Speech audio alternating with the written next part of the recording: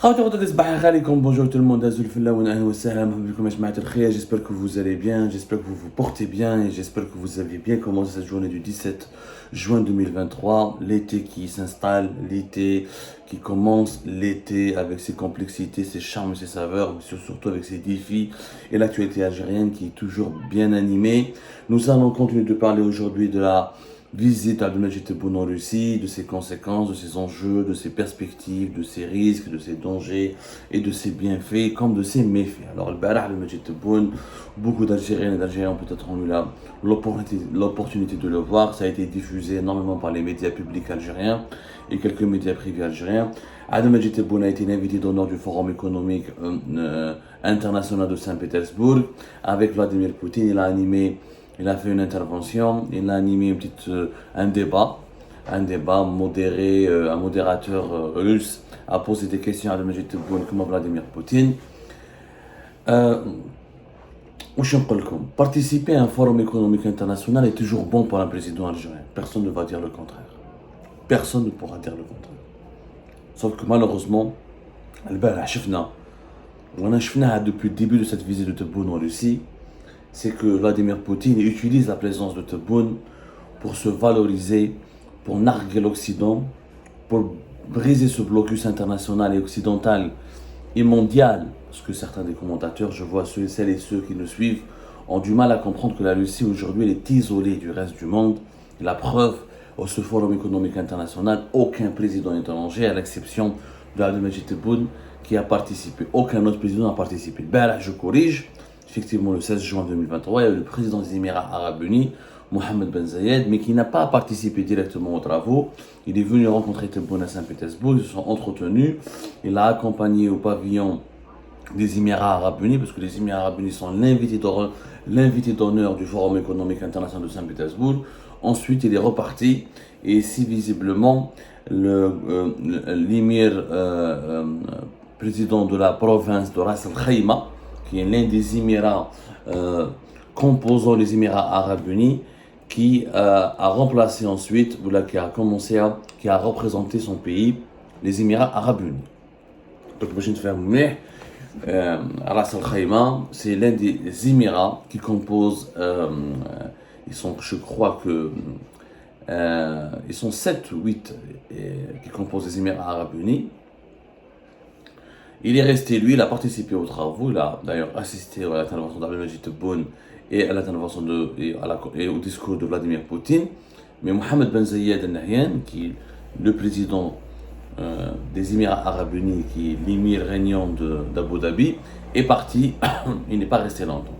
À l'exception donc de ces deux dirigeants, aucun autre dirigeant international n'a participé ou là n'est intervenu ou là n'a pris la parole ou là n'a marqué de sa présence le forum international de Saint-Pétersbourg.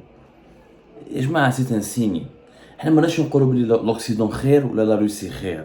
On n'est pas en train de dire qu'il faut être pro-occidental ou la pro-russe.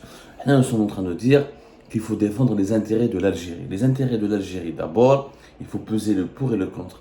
Qu'est-ce que j'ai à gagner à aller en Russie dans un contexte de guerre avec l'Ukraine, de contre-offensive de l'armée ukrainienne, dans un contexte de pression occidentale, de guerre qui oppose la Russie à l'Occident, d'une troisième guerre froide, et pour ne pas dire une troisième guerre mondiale plutôt, qui oppose les deux grandes puissances de ce monde, les États-Unis d'Amérique et l'Occident face à la Russie et la Chine.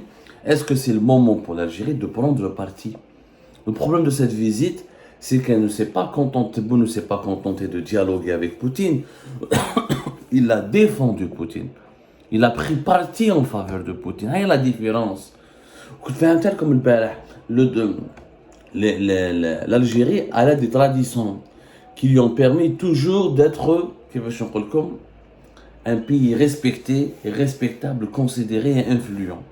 C'est d'être neutre et d'être non aligné, de ne faire partie d'aucun camp, de n'être inféodé à aucune puissance, d'être l'esclave d'aucune idéologie ou d'aucun bloc régional. L'Algérie a toujours été favorable à ce que les pays du sud de la planète et les pays en voie de développement marquent une troisième voie, expriment une troisième voie. Ce n'est pas le cas de Abdelmajid Tebboune. Abdelmajid Tebboune, depuis le début de cette visite en Russie, depuis le 13 juin jusqu'à hier, alors hier, il a défendu bec et ongle Vladimir Poutine, il a fait la promotion de Vladimir Poutine, il a considéré Vladimir Poutine comme un héros, il le présente comme un président juste, il le présente comme le meilleur parmi le meilleur des dirigeants du monde. يعني شيت له عاودوا شوفوا لا كونفيرونس عاودوا شوفوا لي زيشانج كيف بين فلاديمير بوتين عاودوا شوفوا لي ديكلاراسيون لي زيشانج l'intervention de Tebboune le forum économique à Saint-Pétersbourg d'hier qui Tebboune a dit clairement pour nous Vladimir Poutine est un président juste. Je crois que monsieur le président Vladimir Poutine tient un discours modéré. Je peux déduire à travers ses propos aujourd'hui qu'il est un ami du monde, tout comme l'Algérie, hormis ceux qui nous sont hostiles. C'est un président juste, modéré. Il a envahi un pays. Poutine a envahi un pays, il a voulu envahir un pays, il a envahi un pays. Ce qui est contraire au droit international. Le droit international, c'est l'un des dogmes, l'une des doctrines de l'Algérie, le respect du droit international. À la paix, ou les contradictions entre ce que Tebboune, les contradictions dans les propos, les annonces faites par Tebboune et sa propre politique. Donc, toi, tu veux faire la paix, tu appelles, tu dis que la paix est importante pour l'humanité et tu veux faire la guerre à ton voisin. Je parle du voisin, moi. Là, comme dans une dixième émission. Le problème de cette visite, c'est qu'elle a été gagnante à 100%, enfin plutôt, elle était entièrement bénéfique pour Vladimir Poutine, qui a fait de l'Algérie, voilà, il a démontré à l'Occident que l'Algérie est restée a rejoint le camp russe, elle mange dans sa main, elle est dans le giron, elle a sombré dans le giron russe, c'est-à-dire l'Algérie elle est tombée, elle est rentrée dans le giron russe, elle est inféodée à la Russie. Il ne s'agit pas d'un partenariat stratégique. Un partenariat stratégique, c'est quoi le principe d'un partenariat? C'est lorsqu'il y a un rapport gagnant-gagnant. Deux partenaires s'unissent, ils apportent leurs qualités, leurs efforts, leurs atouts pour réussir un projet en commun. L'Algérie n'a rien rapporté à la Russie. Elle va lui acheter des armes, elle lui apporter une caution politique, elle la soutient politiquement et elle la considère comme une puissance crédible. Au contraire, la Russie va vendre des armes et soi-disant aider l'Algérie à se protéger. Ce n'est pas un partenariat. Il n'y a pas de c'est pas un rapport d'égal à égal. En Algérie, le dirigeant algérien, Abdelmajid Tebboune, il est venu demander la protection de Poutine, demander à ce que la Russie donne des armes à l'Algérie, et en contrepartie, l'Algérie a bloqué, ou elle a participé, elle n'a pas débloqué plutôt, elle a participé à rompre un tant soit peu l'isolement géopolitique dans lequel se trouve la Russie de Vladimir Poutine. Oui, Poutine rencontre Erdogan, il rencontre souvent son allié, la Chine, mais pour le reste du monde, Poutine a du mal, même oui, militairement, il est en train de perdre la guerre, ça, tous les experts le disent, il n'a pas réussi les objectifs militaires de sa guerre contre l'Ukraine, il n'a pas renversé le gouvernement de Volodymyr Zelensky, il n'a pas occupé Kiev, il n'a pas occupé une grande partie du territoire ukrainien. Il est en train maintenant de subir les assauts, la contre-offensive de l'armée ukrainienne. Il défend à peine ce qu'il a pu occuper depuis 2014, des pertes énormes militaires pour la Russie. Il y a eu des opérations militaires sur le sol russe, avec des introductions de groupes armés et des attaques aux drones et des attaques militaires et des attaques perpétrées par les forces ukrainiennes sur le territoire russe. Sur le plan militaire, Poutine, il est sous pression. Il est en grosse difficulté. Sur le plan diplomatique, il est en train de résister grâce à son alliance avec la Chine, grâce à la neutralité de certains pays arabes et de certains pays du Moyen-Orient, grâce à la neutralité de plusieurs pays africains. Et maintenant, il a utilisé Poutine, il a été très intelligent, il a bien utilisé la carte algérienne. L'Algérie qui a besoin de lui, l'Algérie, le régime algérien qui lui a fait... En fait, c'est simple, Tebboune a prêté allégeance à Poutine. Parce que في الفورم économique واش من الديسكور تاع تبون هنا باش تفهموا مليح تبون malheureusement c'est quoi son problème il confond entre la promotion de ses intérêts personnels et de sa campagne parce que Abdelmajid Tebboune il est clairement dans une campagne pour le deuxième mandat بدا la campagne واش كان يهضر ce ne sont pas des slogans, ce sont des slogans politiques d'une campagne électorale Tebboune se comporte depuis le début de cette visite en Russie comme s'il était dans une campagne électorale, dans un meeting pour préparer son deuxième mandat. Sur le plan purement politique et économique, l'Algérie n'a jamais été gagnante avec la Russie. Attendez une entreprise russe qui a investi en Algérie. Quel est le nombre des entreprises russes et les postes d'emploi créés en Algérie par les Russes? Quels sont les capitaux investis par la Russie en Algérie? Et dans le monde entier, les plus grands investisseurs sont connus. Sont l'Allemagne, le Japon, la Chine, les États-Unis d'Amérique, la Grande-Bretagne, la France. Les grands. La Russie vient derrière ces pays-là. Donc, tu peux parler des BRICS, les BRICS. Qui est le premier investisseur en Chine? C'est les États-Unis d'Amérique et les pays occidentaux, les États-Unis d'Amérique, l'Allemagne, le Japon et les autres. Qui est le premier investisseur en Inde? Ce sont les pays occidentaux. Qui est le premier investisseur au Brésil? Ce sont les pays occidentaux. L'Inde et le Brésil qui accueillent une cinquantaine ou une soixantaine de milliards de dollars d'investissements étrangers. La majorité de ces investissements, c'est un peu la Chine, mais surtout beaucoup les pays occidentaux. L'argent, si tu cherches des investisseurs, il faut aller en Occident. L'argent est en Occident. La Russie ne fait pas beaucoup d'investissements à l'étranger. En tout cas, ne le fait pas par rapport à tout ce qu'elle investit, une soixantaine de milliards de dollars par an, selon les derniers chiffres de la Banque mondiale. Rien que les actifs français et anglais, rien que la France, ce qu'elle détient comme investissement direct sur le continent africain, c'est une soixantaine de milliards de dollars. Et la même chose pour la Grande-Bretagne. Les plus gros investisseurs dans le monde sont ailleurs. Ils sont en Allemagne, ils sont aux États-Unis, ils sont au Canada, ils sont en France, ils sont en Angleterre, ils sont au Japon. Juste pour ramener des investisseurs pour le pays. La Russie n'investit pas traditionnellement. La Russie accueille des investisseurs étrangers parce que c'est un vaste pays. Il a beaucoup son sous-sol regorge de richesses, de pétrole, de gaz, de métaux rares, une grande puissance agricole. Il y a beaucoup de minerais. La Russie n'est pas un pays aussi industrialisé que les pays occidentaux. Ce sont les pays occidentaux et la Chine qui investissent le plus ailleurs dans le monde. Donc, quand on a un forum économique en Chine, on dit oui, c'est des investissements. Mais ce qu'on a vu à Saint-Pétersbourg, c'est un président algérien qui se préoccupe, il a fait une petite présentation de l'économie algérienne très superficielle, donné quelques chiffres, il a une nouvelle loi sur le code d'investissement, il n'a pas expliqué où sont les avantages, il y aura beaucoup d'avantages pour les investisseurs, lesquels? Pas d'exemple concret, l'investisseur étranger sera protégé, pas vraiment, parce qu'on a pas mal de procès en arbitrage international sont lancés par des investisseurs étrangers contre des sociétés étatiques ou contre le gouvernement algérien. Il n'y a pas, dans le développement du discours de Tebboune, il n'y a pas de chiffres, il n'y a pas très peu de chiffres, très peu d'arguments, très peu d'exemples, très peu de démonstrations. Ma cache. Et dans les prises de parole de Tebboune, il y a par exemple la phrase qui a fait le plus de buzz. Les Algériens sont nés libres et le resteront libres. Ce n'est pas une phrase qu'un président de la République peut dire.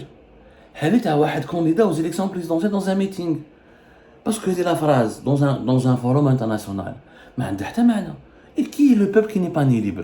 Tous les peuples du monde sont censés être nés libres. Il n'y a plus d'esclavage dans le monde. Ce serait anormal de ne pas être né libre. Et tous les pays du monde sont censés être souverains. Et si tu es libre, pourquoi tu es venu en Russie demander des armes? Et si tu es libre, pourquoi tu ne fabriques pas tes propres armes? Pourquoi tu demandes à la Russie des armes? Et puisque tu es libre, pourquoi tu as besoin d'investissements étrangers pour développer ton pays? Être libre. C'est pas un discours. Quand par exemple, la question était juste, la question était intelligente, est-ce qu'il y a eu des pressions internationales, notamment occidentales, sur l'Algérie pour ne pas acheter des armes russes? Vous n'aurez pu répondre avec des arguments. Nous avons su de qui a exercé des pressions, pourquoi, comment on a contrecarré ces pressions, et donner des chiffres, est-ce qu'on a acheté des armes, est-ce qu'on a reçu de nouvelles armes de la Russie depuis le début de la guerre en Ukraine. Ça, c'est de la politique. Nous sommes nés libres, mais c'est un moi je dis beaucoup d'Algériens et d'Algériens disent oh c'est une belle phrase parce que nous sommes un peuple sous-développé, médiocre. Ça c'est une phrase qui suscite le buzz dans les pays pauvres et sous-développés. Parce que la politique elle est censée être à un niveau beaucoup plus élevé que celui-là. C'est une phrase que tu peux prononcer quand tu es candidat aux élections dans un meeting. Le quelqu'un fait Djelfa, ou l'a fait Naama, ou l'a fait Alger, ou l'a fait Oran dans un meeting, oui, ça passe pour haranguer les foules, pour susciter l'enthousiasme des foules. Oui, la ferveur populaire. Mais dans une rencontre internationale, il faut avoir des arguments, il faut avoir un discours construit. il faut donner il faut démontrer, il faut donner des faits, il faut développer un discours structuré. C'est pas le cas de Tebboune. C'est pas le cas. Cette visite depuis le départ, Tebboune, qu'est-ce qu'il voulait? Il voulait être bien reçu, bien honoré, bien accueilli. Il voulait avoir un accueil fastueux. Il voulait prendre des photos avec Vladimir Poutine. Il voulait s'afficher à côté d'un grand du monde. Vladimir Poutine est un grand de ce monde. C'est vrai, qu'on le veut ou non. Qu'il soit dictateur, criminel, qu'il a envoyé l'Ukraine, c'est un grand de ce monde. Il a voulu faire une parade à Moscou. Il a voulu se mettre en valeur à côté d'un grand de ce monde. Il voulait être honoré et bien reçu par une grande puissance universelle. Pourquoi? Pour utiliser cette visite pour de la consommation interne. La visite en Russie, elle est destinée à la consommation interne. C'est-à-dire pour montrer aux Algériens, je suis un président, j'ai du prestige. L'hymne national a été chanté à Moscou, au palais présidentiel russe. J'ai amélioré l'image de l'Algérie à l'étranger. J'ai promu l'image de l'Algérie à l'étranger. Et comme les Algériens, ils ont une bonne perception positive de la Russie et de Poutine. Parce que pour eux, Poutine est un homme qui est en train d'empêcher l'Occident de dominer le monde. Donc pour eux, c'est une image assez positive. Donc Tebboune voulait capitaliser là-dessus. Je suis le président, je dois rester, je dois faire un deuxième mandat, puisque je suis en train de travailler sur le rayonnement de l'Algérie. C'est destiné pour la consommation interne. Le Khan, un deuxième mandat, il ne fait pas autant d'erreurs. Parce que tout ce qu'il a fait en Russie, il y a plein de maladresses et d'erreurs. Là, sans parler des conséquences sur nos partenaires occidentaux, parce qu'on parle d'économie d'investissement, tous ceux qui ont voulu investir en Algérie, c'est des occidentaux. Hein. Les Russes n'ont jamais fait une usine de voitures, n'ont jamais fait un projet immobilier. L'argent, encore une fois, est en Occident. Et je rappelle toujours, 60% de nos exportations, c'est vers l'Occident. Et presque 60% de nos importations, c'est depuis l'Occident. Je ne fais un mot. C'est des chiffres. Parce qu'on a باللغة المشاعر. Ce que beaucoup de nos compatriotes malheureusement ignorent, c'est que tous nos dirigeants ne connaissent pas encore. Dès qu'il dit la Russie, où tu fais Poutine, où Poutine est un grand leader, un homme de paix, la guerre, des milliers de morts en Ukraine, le monde est divisé, crise énergétique, crise inflationniste à cause de cette guerre. Bien sûr, la responsabilité n'incombe pas uniquement à Poutine, et elle est en partie incombe à Poutine. C'est un allié. En fait, Tebboune est venu brosser, caresser dans le sens du poil Poutine en Russie pour que Poutine lui accorde pour que Poutine fasse de lui un invité d'honneur, l'accueil, lui déroule le tapis rouge à Moscou, lui mobilise les autorités russes pour le mettre en exergue. Poutine a offert à Tebboune la possibilité, l'opportunité précieuse de commencer sa campagne pour son deuxième mandat. Ce que Emmanuel Macron n'a pas voulu faire en France, parce que Tebboune voulait faire ça en France, il voulait être bien accueilli à l'Élysée, il voulait parader dans les rues de Paris, il voulait participer à des inaugurations en France, parce que la France a beaucoup plus de proximité avec l'Algérie, il y a une grande communauté algérienne en France, et c'est la France pour l'Algérie, c'est la porte de l'Occident, et il y aura un impact médiatique très fort sur l'opinion nationale publique algérienne. Mais comme Macron, les autorités françaises n'ont pas voulu lui donner cette opportunité n'ont pas voulu servir de tremplin pour son deuxième mandat, et il s'est tourné vers la Russie, vers Vladimir Poutine. Vladimir Poutine, en échange d'une reconnaissance, de sa légitimité, de son influence mondiale de la part de l'Algérie, en échange d'une participation de l'Algérie à débloquer ou à rompre relativement cette blocus géopolitique et diplomatique qui lui a été imposé par l'Occident depuis le début de la guerre en Ukraine. Et là, en contrepartie, il a renvoyé l'ascenseur à Tebboune en lui offrant une campagne promotionnelle qui lui permettra de redorer son blason et de faire croire aux Algériens et aux Algériens qu'il était un leader, comme le dit Vladimir Poutine, un leader qui est soucieux des intérêts de son pays. Or, malheureusement, les faits sont là. C'est beaucoup plus un leader soucieux de ses propres intérêts à lui et de son futur projet de deuxième mandat, très controversé, dont on aura à reparler encore une fois dans nos prochaines émissions, Inch'Allah.